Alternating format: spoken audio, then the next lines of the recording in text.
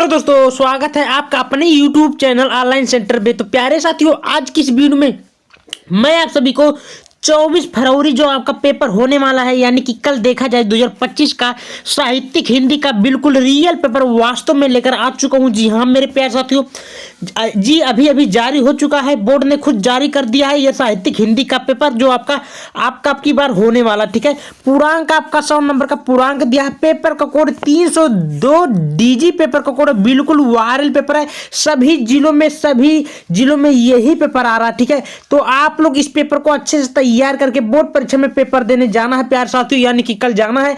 तो अगर आप लोग तैयार करके जाते तो इसमें आपका 100 में 100 पक्का फोड़ के आएगा, एक भी नंबर नहीं कटने वाला। ठीक ना, तो अगर मेरे चैनल पे नए हैं, चैनल को सब्सक्राइब कर लीजिएगा, वीडियो को लाइक कर लीजिएगा। यहाँ आपका नाम भरना होगा, कुछ करने की जरूरत नहीं, यहाँ रोल नंबर भरना। ठीक है, आपको पेपर का पूरा हल मैं बताऊंगा कि किस प्रकार क्वेश्चन में आपका ऑब्जेक्टिव सब्जेक्टिव गद्यांश उद्यांश पूछा गया, सब कुछ दिखाऊंगा क्योंकि पेपर आपको मिल ही गया। ठीक है, समय 3 घंटा 15 मिनट पेपर को हल करने के लिए यानी कि दिया जाएगा। 3 घंटा पेपर को हल करने के लिए और 15 मिनट पेपर को सॉल्व करने के लिए आपको दिया जाएगा। ठीक है, आगे क्या बोला इंफॉर्मेशन उसको भी देख लेते हैं। बोला निर्देश दिया है कि प्रारंभ के 15 मिनट परीक्षार्थियों को प्रश्न पत्र पढ़ने के लिए दिया जाएगा। इस प्रश्न पत्र में 2 खंड है, दोनों खंडों में सभी प्रश्नों का उत्तर देना आवश्यक है। तो स्टूडेंट सबसे पहले आपको अपने टॉपिक पे चलते हैं जो कि आपका ऑब्जेक्टिव आता है।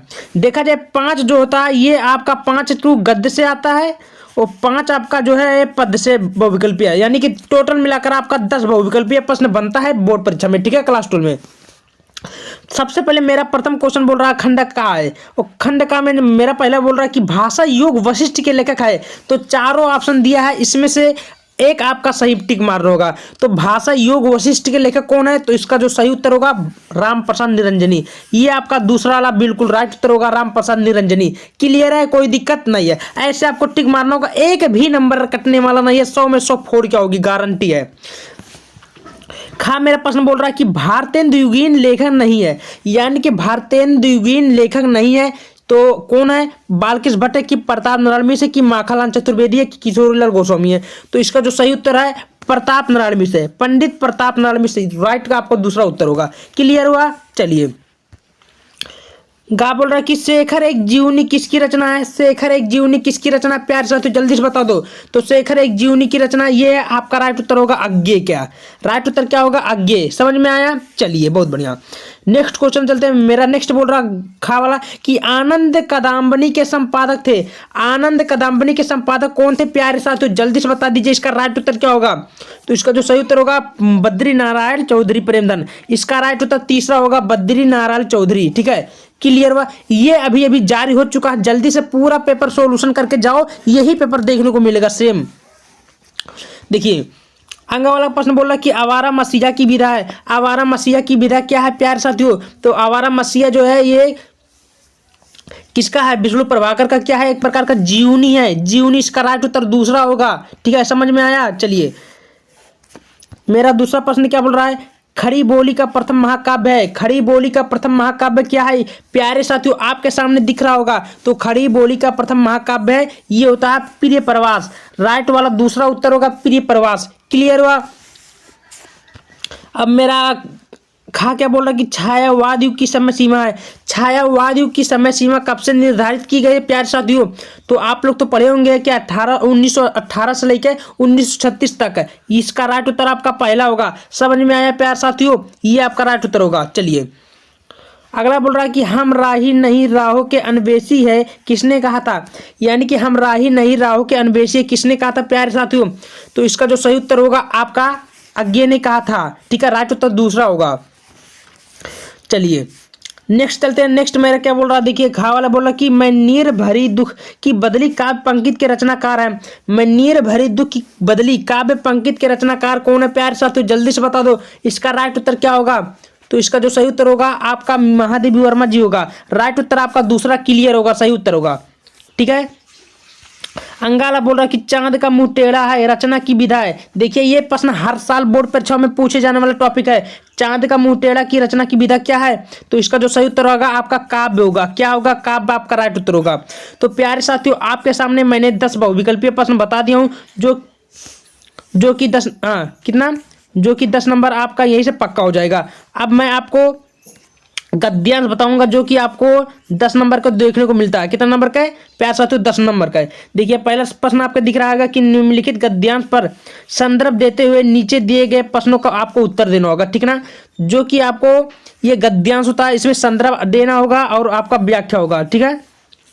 चलिए तो पहले क्या है, देखिए पुरुषार्थ हुआ है जो पुरुष को प्रयास रखे साथ ही संयुक्त भी रखे, तो जो सहयोग सच में पुरुष और भाग्य का ही है। देखिए तो इस प्रकार आप लोग कंफ्यूज नहीं होना है। जितना आपको रेखांकित किया जाए, यानी कि जितना रेखा खींचा है वहां से लेकर यहाँ तक आपको इसका गद्यांश का व्याख्या लिखना होगा।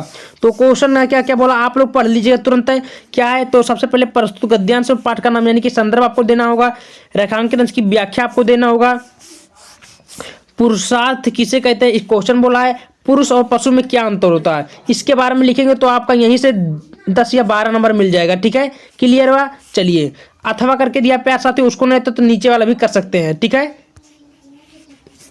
क्या बोला है, प्राचीन साहित्य में इस वृक्ष की पूजा के उत्सवों का बड़ा सरस वर्णन किया है। असल पूजा की नहीं बल्कि उसे अधिष्ठाता कंदर्प देवता की होती है। तो इस प्रकार आपका क्वेश्चन बोला, तो टेंशन लेने की जरूरत नहीं है, आप लोग कर सकते हैं, ठीक है। तो देखिए अब मेरा आता है जो कि आपका पद्यांश पर, और पद्यांश पर आधारित निम्नलिखित प्रश्नों का उत्तर दीजिए। क्वेश्चन बोला है तो दुख की पिछली रजनी बीज और विकसता दुख का नवल प्रभात, एक पर्दा या झीना नील छिपाए जिसमें सुखगात। तो इसमें का क्वेश्चन बोला है तो कुछ करने की भी जरूरत नहीं है, ठीक ना। इसमें आपका संदर्भ बोला है, व्याख्या बोला है, क्वेश्चन बोला है, तो ये आप लोग खुद कर सकते हो। यहाँ पर आपका 10-12 नंबर मिल जाएगा, ठीक है। चलिए नेक्स्ट मेरा क्या बोला है, देखिए 50वां क्वेश्चन ध्यान से देखो कि निम्नलिखित में किसी एक लेखक का जीवनी परिचय देते हुए उनकी कृतियों का उल्लेख करें। भाई जीवन परिचय लिखना होगा, रचना सहित आपको लिखेंगे तो भाई आपका कहाँ से 5 नंबर मिल जाएगा। गद्य पद से 2 रचना आपको क्लियर है, जो कि आपको करना 80, नीचे देखिए 80 शब्दों से कम नहीं होना चाहिए। तो जीवन परिचय मैं बता दिया हूँ तरीका कैसे लिखते हैं, जाकर देख लीजिएगा। सबसे पहले आपका आता है वासुदेव सुंदर अग्रवाल का जीवन परिचय, दूसरा आता है हजारी प्रसाद द्विवेदी का, तीसरा है दीनदयाल उपाध्याय का। तीनों में से एक केवल आपको लिखना होगा जो कि आपका 5 नंबर देखेगा, ठीक है। चलिए नेक्स्ट चलते हैं। नेक्स्ट मेरा बोला कि निम्नलिखित में किसी एक कवि का जीवन परिचय देते हुए उनकी प्रमुख कृतियों को उल्लेख करना, जो कि 80 शब्दों से कम नहीं होना चाहिए। तो सबसे पहले जयशंकर प्रसाद का है, रामधारी सिंह दिनकर का है, सुमित्रानंद पंत का है, उसके बाद में आपका सूर्यकांत त्रिपाठी निराला जी का, किसी एक का लिखना होगा, कोई दिक्कत नहीं होगा। चलिए अगला बोला कि कहानी तत्वों के आधार पर पंचलाट अथवा लाठी कहानी का सारांश समीक्षा कीजिए। तो लाठी कहानी का सारांश आपको या मतलब किसी का जी चाहे पंचलाट लिखिए चाहे लाठी कहानी का सारांश लिखना होगा, जो कि 80 शब्दों से कम नहीं होना चाहिए, ठीक ना। अथवा करके दिया प्यार साथियों, उसको नहीं तो नीचे वाला भी कर सकते हैं। बहादुर कहानी का प्रमुख पात्र का चित्र कीजिए, उसके बारे में आपको लिखना होगा, ठीक है। स्वपठित खंडकाव्य के आधार पर निम्नलिखित प्रश्नों का उत्तर देना होगा, ठीक है, जो कि संक्षिप्त उत्तर दीजिए, कम से कम 80 शब्दों से कम नहीं होना चाहिए, ठीक है। अगला आता है जो कि रश्मि रथी खंडकाव्य के आधार पर किसने के चरित्र चित्र पर प्रकाश डालना होगा। अथवा करके दिया, उसको नहीं तो नीचे वाला भी कर सकते हैं कि रश्मि रथी खंडकाव्य के किसी एक सर्ग की घटना का संक्षेप में लिखना होगा, ठीक ना। तो इस प्रकार आप लोग कोई भी क्वेश्चन को बिना देर करते हुए सब कुछ सॉल्व कर सकते हैं। श्रवण कुमार का लिख सकते हैं वो घटना, किसी मतलब जो अपने जिला वाइज होगा उसका आप कर सकते होंगे। क्लियर हुआ? चलिए मेरा 8वां प्रश्न क्या बोल रहा है उसको भी हम लोग बारीकी से देख लेते हैं। बोला कि निम्नलिखित संस्कृत गद्यांश का संदर्भ सहित हिंदी में अनुवाद करो। देखिए आपका संस्कृत में दिया गया, इसको हिंदी में अनुवाद करना होगा। जैसे संस्कृत साहित्य का आदि कवि वाल्मीकि, महर्षि व्यास, कवि कुल गुरु कालिदास, अन्य चा भाष्य भारवी। तो इस प्रकार आप लोग दिया तो आप लोग आराम से इसका कर सकते हैं, ठीक है। अथवा करके दिया प्यार साथियों, उसको नहीं तो नीचे वाला भी कर सकते हैं। क्या है, अतीते प्रथम कल्पे जनाय एकम भी रूपम सौभाग्य प्राप्तम सर्वकार पूरम। तो इस प्रकार आप लोग, ये तो है वो वाला, हाँ उल्लुक में किया है, ठीक है, उसको आप लोग कर सकते हैं आराम से।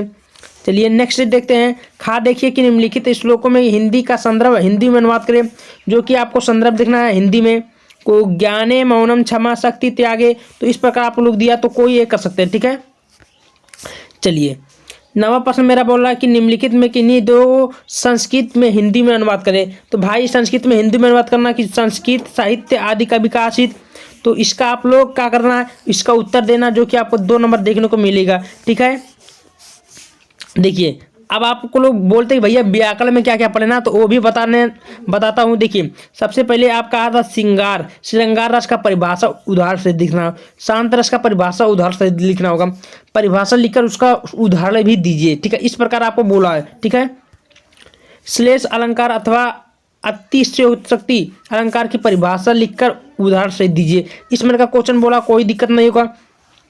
रोला अथवा दोहा अथवा रोला छंद की परिभाषा और उदाहरण सहित देना होगा। निम्नलिखित में किसी एक पर निबंध लिखना होगा, चाहे साहित्य समाज पर लिखिए, चाहे किसी मेले के आंखों को देखा हुआ वर्णन करे उसके बाद में लिखा, चाहे विज्ञान के चमत्कार पर लिखिए, चाहे निज भाषा उन्नत, यह सब उन्नत को मूल किसी पर लिख दीजिए, और चाहे बेरोजगारी समस्या पर लिख दीजिए। आपका यहाँ पे 9 नंबर मिल ही गया। ठीक है, कोई दिक्कत नहीं है। चलिए नेक्स्ट क्वेश्चन मेरा बराबर बोला कि गायक का संधि विच्छेद क्या होगा। तो गायक का संधि विच्छेद क्या होता है, तो प्यार सा, तो इसका जो राइट उत्तर होगा आपका गय धन आके, इसका राइट उत्तर सा होगा गय धन आके, तब बराबर मेरा आता है गायक। ठीक है, ये आपका तब बनेगा गायक का संधि विच्छेद। क्लियर हुआ। चलिए नेक्स्ट बोल रहा है दूसरा कि राम सिस्ते की संधि विच्छेद क्या होगा। तो राम सिस्ते की संधि विच्छेद क्या होगा, जल्दी बता दीजिए। तो राम सिस्ते, इसका राइट उत्तर ये होगा। ठीक है, क्लियर हुआ। चलिए उच्चारण में संधि विच्छेद क्या है, तो बोला उच्चारण, तो इसका संधि विच्छेद क्या होगा, संधि कौन सा संधि है, तो इसका आप लोग जान दीजिए ये व्यंजन संधि है। ठीक है, व्यंजन संधि आपका राइट उत्तर होगा। नेक्स्ट बोल रहा है कि निम्नलिखित में किसी एक का विग्रह करके समास का नाम लिखिए। तो इसको आपको विग्रह करना, जो कि समास का भी नाम लिखना होगा। तो किसी का भी कर सकते हैं गए, चाहे यथाशक्ति का कर सकते हैं। तो नीलकमल, नीला है जिसका कमल, चंद्रशेखर, तो किसी पर मतलब आप कर सकते होंगे। नेक्स्ट बोल रहा है 13 वाला कि बैंक में खाता खोलने के लिए बैंक प्रबंधक को आवेदन पत्र प्रार्थना पत्र कैसे लिखें, अथवा करके दिया, कोई आप कर सकते होंगे। शहर में फैली संक्रामक बीमारी की तरफ जिलाधिकारी का ध्यान के आकर्षित करने के लिए आवेदन पत्र लिखना। ठीक है, किसी मतलब कहने का मतलब किसी पर आप लिख सकते हैं। निम्नलिखित में किसी एक शब्द का धातु एवं प्रत्यय का योग स्पष्ट करना। ठीक है, प्रत्यय लिखना, योग स्पष्ट करना होगा। तो दत्तक लिख दिए, पूजिता, स्नात, किसी का आप लिख सकते होंगे आराम से। ठीक है, निम्नलिखित में किसी एक का शब्द का प्रत्यय लिखिए, प्रत्यय लिखना होगा। जैसे देखा जाए पठनीय, तो पठनीय का पठनीयता, धनवान, मतलब किसी का प्रत्यय लिख सकते हैं आराम से। ठीक है, नेक्स्ट बोल रहा है कि रेखांकित पदों में किसी का पद में प्रयुक्त विभक्ति का संबंधित नियम का उल्लेख करें। तो ग्राम, अभिनेता, पादेन, खन्ना, रामेण सा, तो किसी का आप लोग आराम से लिख सकते हैं। ठीक है, तो साथियों जितना मैं पेपर आपको बता दिया हूँ, ये साहित्यिक हिंदी का जो रियल पेपर आपका है, आपकी बार 2025 में 24 फरवरी को जो पेपर होगा वही पेपर में फंसने वाला है। पेपर को कोड मैं बता दिया हूँ, पुराण सब बता दिया हूँ, तैयार करके जाइए, पूरा नंबर मिलेगा। वीडियो कैसा लगा वीडियो कमेंट करके बताएं, और ऐसे ही अगर पेपर चाहिए तो वीडियो को लाइक, चैनल को सब्सक्राइब करते रहिएगा। धन्यवाद।